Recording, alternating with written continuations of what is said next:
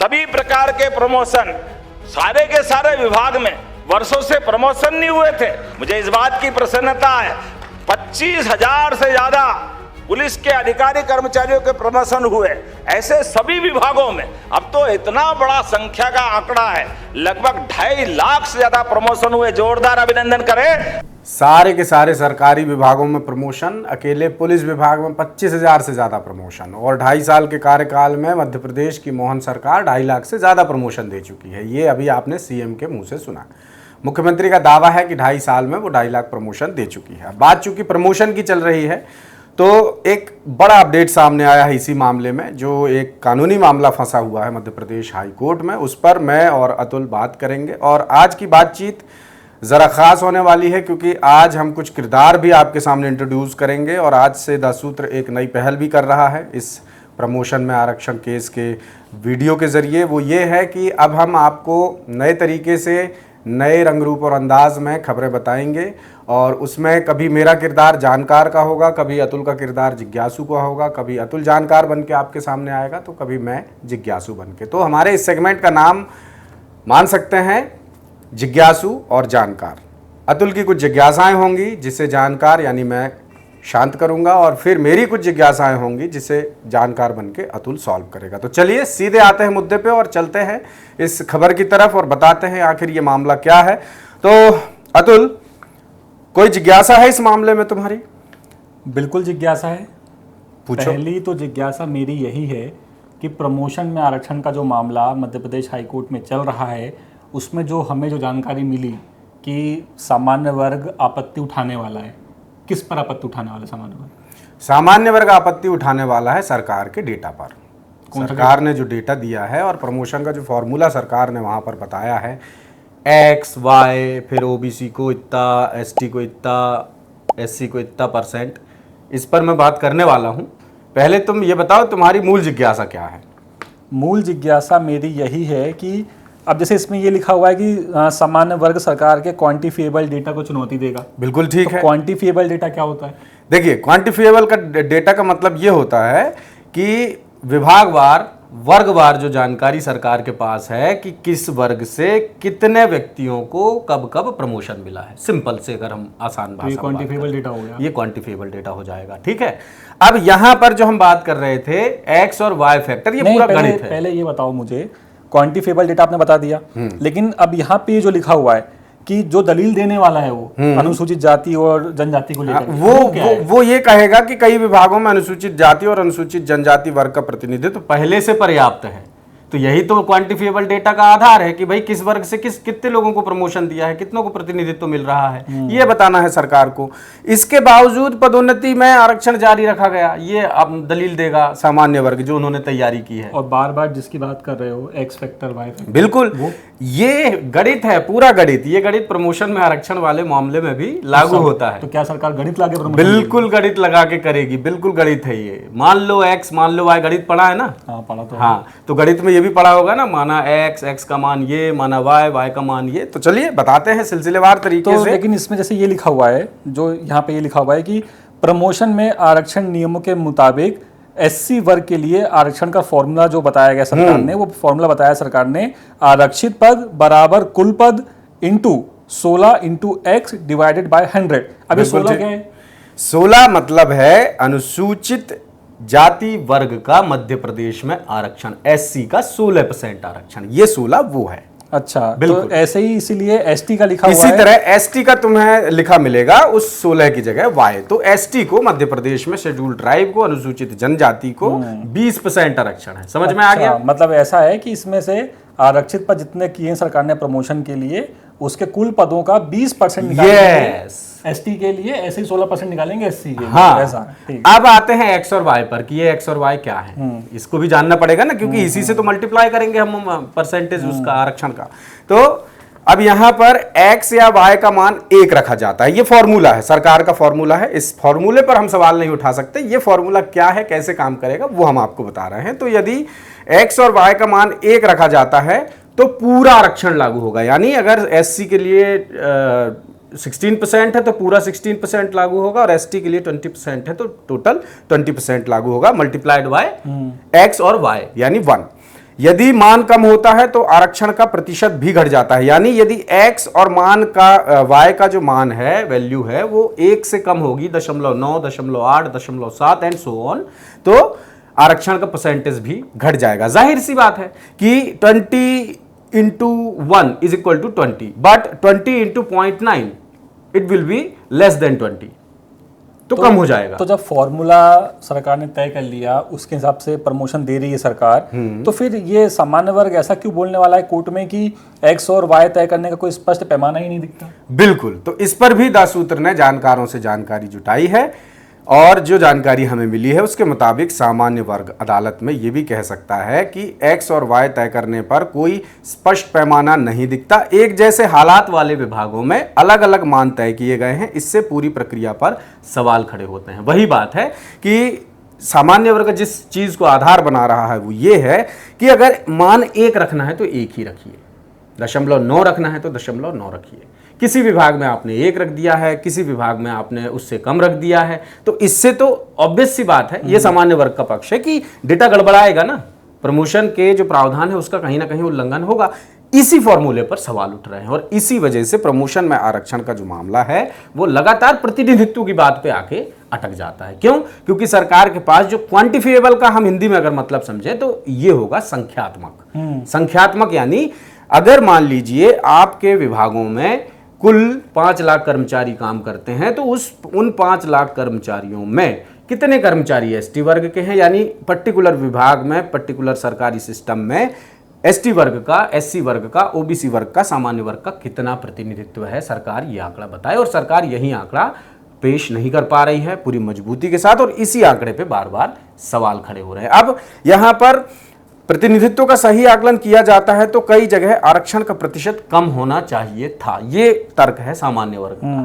सामान्य वर्ग वही आंकड़ा लेके चल रहा है 2016, और अभी ओबीसी का तो विवाद चल ही रहा है, तो ओबीसी को कितना मिलेगा नहीं मिलेगा ये बाद की बात है, 14-27 ये बाद में देखी जाएगी। लेकिन अगली जो सुनवाई होने वाली है उसमें बहुत गजब का मुद्दा छिड़ने वाला है। जानना चाहोगे? बिल्कुल बताओ। उसमें मुद्दा छिड़ने वाला है प्रशासनिक दक्षता का। प्रशासनिक दक्षता का मतलब यह है कि कौन एम्प्लॉय कितना कैपेबल है और उस एम्प्लॉय का सरकारी सिस्टम को कितना फायदा मिल रहा है। तो इस प्रशासनिक दक्षता पे यह पॉइंट आएगा और कहा जाएगा कि भाई साहब कामकाज पे ध्यान दीजिए, कामकाज प्रभावित हो रहा है इस वजह से, तो उसको भी तो ध्यान में रखा जाए। यहाँ तो फिर ये भी आरोप लग सकते हैं ना, क्योंकि अभी कोई प्राइवेट कंपनी का प्रमोशन तो है नहीं। बिल्कुल ठीक है। आपने एम्प्लॉय की परफॉर्मेंस देखी और आपने प्रमोशन दे दिया। बिल्कुल बिल्कुल। अभी सरकारी प्रमोशन है तो सरकारी कर्मचारी तो ये भी तो आरोप लगा सकता है ना कि मुझे प्रमोशन इसलिए नहीं मिला क्योंकि जो मेरा जो सीनियर है, जो मेरा बॉस है, वो मुझसे खुन्नस खाया हुआ है, इसलिए उसने मेरा प्रमोशन नहीं किया।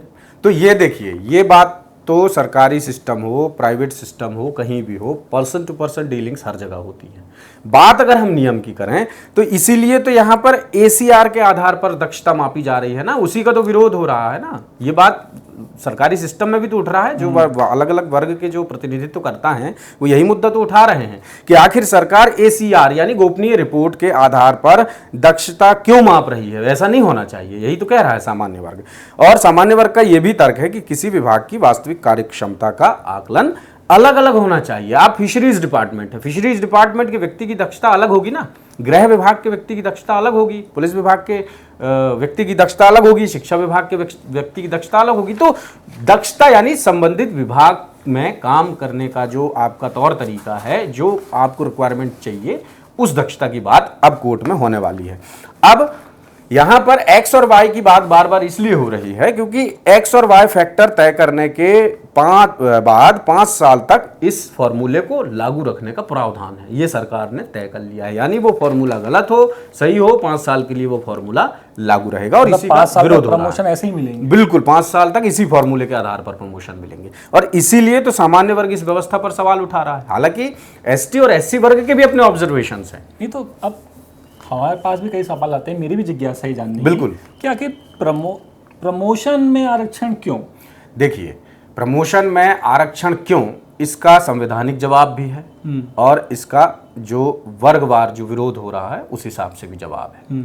संवैधानिक जवाब ये है कि ये तय किया हुआ है खुद किसका, सर्वोच्च अदालत का।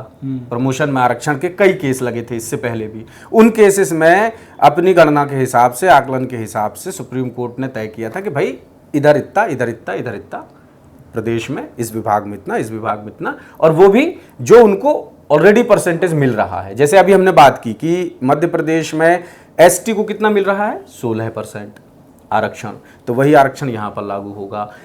यानी सरकारी नौकरियों में और शिक्षा में ये जो आरक्षण है, सरकारी नौकरियों में और शिक्षा में, अब उसको बाद में प्रमोशन में भी डाल दिया गया। इसी का विरोध हुआ कई बार सामान्य वर्ग, इसीलिए तो बार बार यही आरोप लगाते आ रहा है ना कि भाई प्रमोशन में आरक्षण के लिए जो सरकार ने पहल की है, उस पहल में कुछ कमियां हैं। कौन सी कमियां हैं? जैसे ये एक्स और वाई फैक्टर की कमी है। इस एक्स और वाई का मान आपको विभाग के हिसाब से नहीं बल्कि सभी विभागों में एक रूप रखना चाहिए। क्यों? क्योंकि प्रमोशन तो प्रमोशन है ना। अगर कोई जूनियर टीचर है, शिक्षा विभाग में प्रमोशन हो रहा है, वो सीनियर टीचर बनता है, तो उसको तो प्रमोशन से मतलब है ना, उसको तो अपने पे स्केल से मतलब है ना, उसको इससे मतलब थोड़ी कि आपने कौन सा फॉर्मूला लगाया। उसे तो जो नियमानुसार प्रमोशन मिलना चाहिए वो प्रमोशन मिला हुआ है। इसमें एक सवाल मेरा और भी है कि क्या प्रमोशन में आरक्षण देना बिल्कुल नियम है, बंधा हुआ है कि देना ही पड़ेगा? बिल्कुल नहीं। तो क्या सुप्रीम कोर्ट ने ऐसा कुछ बोला है, ऐसा कुछ कहा है कि नहीं आपको प्रमोशन में आरक्षण देना पड़ेगा, ऐसा कुछ है क्या? चलो मैं तुमको डिटेल में बता देता हूं।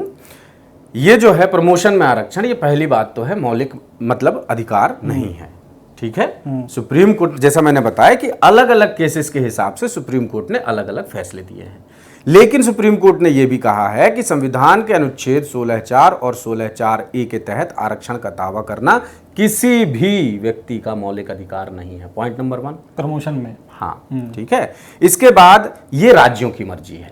राज्य अपने विवेक और उपलब्ध डेटा के आधार पर निर्णय ले सकती है कि आरक्षण देना है या नहीं, और मध्य प्रदेश में इसी डेटा पर ही तो बवाल हो रहा है। सरकार डेटा दे ही नहीं पा रही है।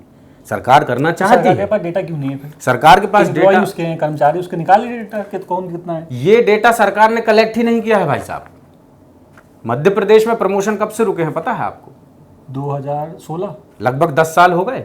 अगर इन 10 सालों में प्रमोशन रुका है तो कहीं ना कहीं एक वजह डेटा कलेक्शन भी तो है। सरकार वही डेटा तो कलेक्ट नहीं कर पाई। अब इसके क्या कारण है? सरकार तो ये कह रही है कि सरकार ने सारे डेटा दे दिए हैं, लेकिन सरकार ने जो भी डेटा दिए हैं वो डेटा पर्याप्त नहीं माने हैं कोर्ट ने। उसी को क्वांटिफिएबल डेटा हम कह रहे हैं, और उसी पर बवाल मचा हुआ, और उसी को लेकर बार बार सामान्य वर्ग सवाल उठा रहा है। और दोस्तों, यहाँ सिर्फ सामान्य वर्ग की बात नहीं है, यहाँ पर ST SC वगैरह के लिए जो एक संस्था काम करती है, अजाक्स जिसका नाम है, उसने भी अपने ऑब्जर्वेशन कोर्ट में डाले हैं कि उनको भी ये इस हिसाब से प्रमोशन दिया जाए कि किसी को नुकसान ना हो। ये पॉइंट उनका भी है। उनकी आपत्ति भी यही है कि सरकार जो भी करे एक फिक्स्ड फॉर्मूले के तहत करे, और ऐसा फॉर्मूला जिसमें किसी तरह की कोई विसंगति ना हो। अच्छा, वो इस फैसले का स्वागत इसलिए कर रहे हैं प्रमोशन का, क्योंकि जैसा सामान्य वर्ग आरोप लगा रहा है कि इसमें तो फायदा ST SC का है। तो नौकरी तक आरक्षण देना समझ में आता है, पढ़ाई में आरक्षण देना समझ में आता है, नौकरी में आरक्षण देना समझ में आता है, पर प्रमोशन में आरक्षण जब दिया जाता है तो फिर कुछ लोग बोलते हैं कि प्रमोशन में आरक्षण देना सही है, कुछ बोलते हैं कि नहीं गलत है। तो फिर ये विवाद क्यों होता है? इसलिए क्योंकि जैसा सुप्रीम कोर्ट ने कहा है कि प्रमोशन मौलिक अधिकार नहीं है, तो एक वर्ग इसकी पैरवी कर रहा है, सुप्रीम कोर्ट की इस दलील की कर रहा है।